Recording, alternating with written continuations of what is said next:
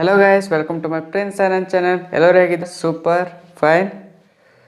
For example, ಈಗ ನೀವು running ರೇಸಲ್ಲಿ ನೀವು ಕಾಂಪಿಟೇಷನಲ್ಲಿ ನೀವು ಪಾರ್ಟಿಸಿಪೇಟ್ ಮಾಡ್ತಾ ಇರ್ತೀರ.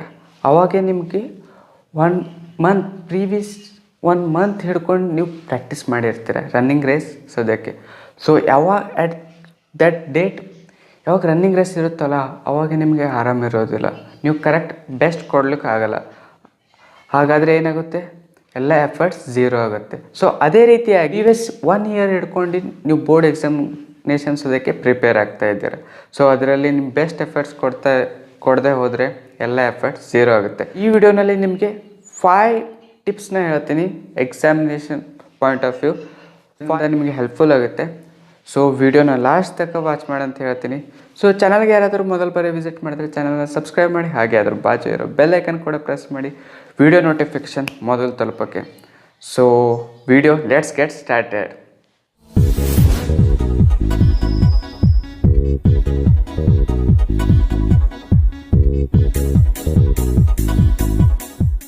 ಫಸ್ಟ್ ಪಾಯಿಂಟ್ ಬಂದುಬಿಟ್ಟು ನೀವು revise all the topics. So ನಿಮ್ಮ ಕಾಲೇಜಿನಲ್ಲಿ ಇಂಟರ್ನಲ್ ಟೆಸ್ಟ್ ಇರುತ್ತೆ. ಟೆಸ್ಟ್ನಲ್ಲಿ ನೀವು ಕೆಲವೊಂದು ಟಾಪಿಕ್ ಮೇಲೆ ಪರ್ಫೆಕ್ಷನ್ ಆಗಿರ್ತೀರ.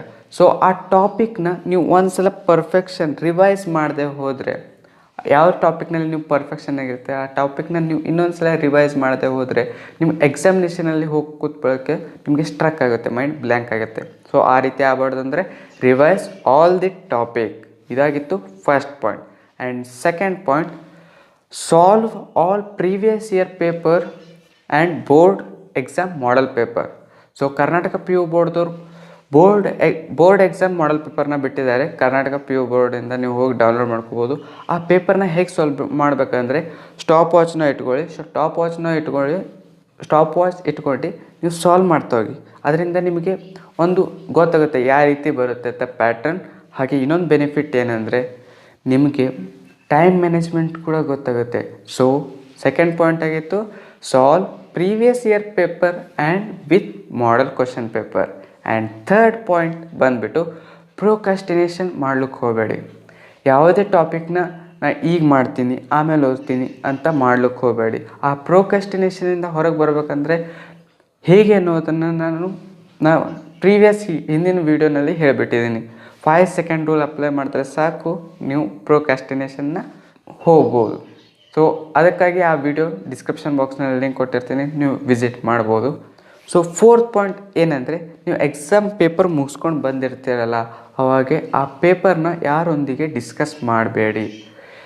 ಡಿಸ್ಕಸ್ ಮಾಡೋದ್ರಿಂದ ಏನಾಗುತ್ತೆ ಗೊತ್ತಾ? ನೀವು ನಿಮ್ಮ ಫ್ರೆಂಡ್ಸೊಂದಿಗೆ ಕಾಲ್ ಮಾಡಿ ಡಿಸ್ಕಸ್ ಮಾಡೋದ್ರಿಂದ, ಅಥವಾ ನೀವು ಮನೆಗೆ ಬಂದು ಆ ಕ್ವಶನ್ ಪೇಪರ್ನ ರೆಫರ್ ಮಾಡ್ತೀರ, ಈ ಆನ್ಸರ್ ಕರೆಕ್ಟ್ ಇದೆ ಇಲ್ಲ ಈ ಆನ್ಸರ್ ಕರೆಕ್ಟ್ ಇಲ್ಲ ಅಂತ. ಅದು ರೆಫರ್ ಆ ರೀತಿ ಮಾಡೋದ್ರಿಂದ ಏನಾಗುತ್ತೆ ಗೊತ್ತಾ? ಅದನ್ನು ಎಫೆಕ್ಟ್ ನಿಮಗೆ ನೆಕ್ಸ್ಟ್ ಪೇಪರ್ ಮೇಲೆ ಬೀಳುತ್ತೆ. ಇವೊಂದು ನೀವು ಆ ಕ್ವಶನ್ನ ನೀವು ಕರೆಕ್ಟ್ ಅಂತ ಹೇಳಿ ನೀವು ಬಿಡ್ಸ್ ಬಂದಿರ್ತೀರ, ಯಾರಾದರೂ ನಿಮ್ಮ ಫ್ರೆಂಡ್ಸೊಂದಿಗೆ ನೀವು ಡಿಸ್ಕಸ್ ಮಾಡಬೇಕು, ಆ ಕ್ವಶನ್ ನಿಮಗೆ ತಪ್ಪಂತ ಅನಿಸ್ಬಿಡೋಕ್ಕೆ ನಿಮಗೆ ಭಾಳ ಬೇಜಾರಾಗುತ್ತೆ. ಸೊ ಆಗಬಾರ್ದು ಅಂದರೆ ಯಾರು ಕೂಡ ಡಿಸ್ಕಸ್ ಮಾಡಬೇಡಿ. ಎಕ್ಸಾಮಿನೇಷನ್ ಮುಗಿದ ಬಳಕೆ ಆ ಪೇಪರ್ನ ಸೈಡಿಗೆ ಇಟ್ಬಿಡಿ.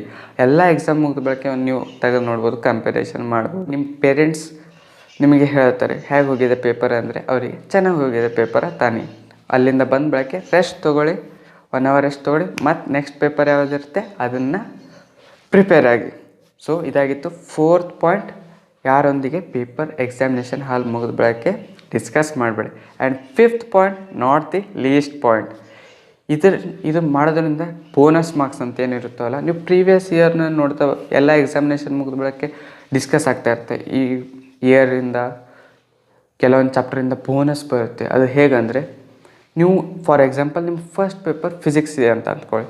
ಅದರಲ್ಲಿ first question, second question, third question, ನಿಮಗೆ ಫಸ್ಟ್ ಕ್ವಶನ್ ಬರುತ್ತೆ, ಸೆಕೆಂಡ್ ಕ್ವಶನ್ ಬರುತ್ತೆ, ಥರ್ಡ್ ಕ್ವಶನ್ ಬರೋದಿಲ್ಲ. ಥರ್ಡ್ ಕ್ವಶನ್ ಬರದೇ ಹೋದರೆ ನೀವೇನು ಮಾಡಿ ಅಂದರೆ ಆ ಕ್ವಶನ್ ನಂಬರ್ನ ಹಾಕಿ. ಎಷ್ಟು ತೊಗುತ್ತೆ ಟೈಮ್ ರೀ? 2 ಸೆಕೆಂಡ್ ಇಲ್ಲ 3 ಸೆಕೆಂಡ್ ತೊಗುತ್ತೆ. ನೀವು ಆ ಕ್ವಶನ್ ನಂಬರ್ ಹಾಕಿ. ಆ ಕ್ವಶನ್ ನಂಬರ್ ಹಾಕೋದ್ರಿಂದ ನೀವು ಫಸ್ಟ್ ಅಲ್ಲಿ ಆ ಕ್ವಶನ್ ನಂಬರ್ ಆಗದೆ ಹೋದರೆ ನೀವು ಲಾಸ್ಟ್ನಲ್ಲಿ ಎಲ್ಲ ಮುಗಿದೋಗುತ್ತಲ್ಲ, ನೀವು ಯಾವ ಅಟೆಂಪ್ಟ್ ಮಾಡಿರಲ್ಲ ಆ ಕ್ವಶನ್ ನಂಬರ್ನ ಹಾಕಿ ಒಂದು ಸಲ. ಇದರಿಂದ ಬೆನಿಫಿಟ್ ಏನು ಗೊತ್ತಾ ನಿಮಗೆ? ಬೈ ಚಾನ್ಸ್ ಲಕ್ಕಿ ಹಾಗೆ ನಿಮಗೆ ಆ ಕ್ವಶನ್ ಏನಾದರೂ ಬೋನಸ್ ಇದ್ದರೆ ನೀವು ಆ ಕ್ವಶನ್ ನಂಬರ್ ಹಾಕಿರ್ತೀರಲ್ಲ ಅದರಿಂದ ಅಟೆಂಪ್ಟ್ ಮಾಡಿದ್ದೀರ ಅಂತ ಅಂದ್ಕೊಂಡು ನಿಮಗೆ ಬೋನಸ್ ಮಾರ್ಕ್ಸ್ ಬರುತ್ತೆ. 5th ಪಾಯಿಂಟ್ ಆಗಿತ್ತು, ಯಾವ್ಯಾವ ನೀವು ಅದೇ ಹೋದರೆ ಆ ಕ್ವಶನ್ ನಂಬರ್ನ ಹಾಕಿ, ಇದರಿಂದ ನಿಮಗೆ ಬೋನಸ್ ಮಾರ್ಕ್ಸ್ ಸಿಗುತ್ತೆ. ಇದಾಗಿತ್ತು ನಾನು 5 ಪಾಯಿಂಟ್ಸ್. ಸೊ ಎಕ್ಸಾಮಿನೇಷನ್ಸ್ ಅದಕ್ಕೆ ನೀವು ನೀರನ್ನ ಜಾಸ್ತಿ ಕುಡೀರಿ ಓದೋ ಟೈಮಿಗೆ. ಹಾಗೆ ಹೆಲ್ದಿ ಫುಡ್ನ ಸೇವ್ ಮಾಡಿ, ಜಂಕ್ ಫುಡ್ಸ್ನ ತಿನ್ನೋಕೆ ಹೋಗಬೇಡಿ. ಫ್ರೂಟ್ಸ್ನ ಜಾಸ್ತಿ ತಿನ್ನಿ. ನೀವು ಜಾಸ್ತಿ ಹೈಡ್ರೇಟೆಡಾಗಿ ನೀರು ಕುಡಿಯೋದ್ರಿಂದ ನಿಮ್ಮ ಮೈಂಡಿಗೆ ಆಕ್ಸಿಜನ್ ಕಂಟೆಂಟ್ ಹೋಗಿ ನೀವು ಭಾಳ ಫ್ರೆಶ್ ಆಗಿ ಫೀಲ್ ಮಾಡ್ಬೋದು. ಸೊ ಆ್ಯಂಡ್ ಲಾಸ್ಟ್, ನೀವು ಪ್ರಾಪರ್ ಸ್ಲೀಪ್ನ ತೊಗೊಳ್ಳಿ.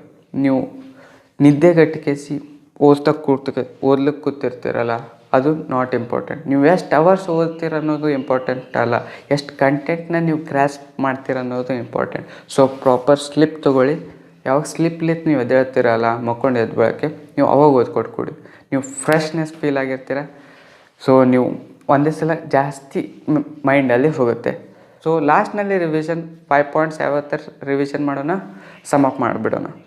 ಸೊ ಫಸ್ಟ್ ಪಾಯಿಂಟ್ ಆಗಿತ್ತು ರಿವಿಷನ್ ಆಲ್ ದಿ ಟಾಪಿಕ್ಸ್.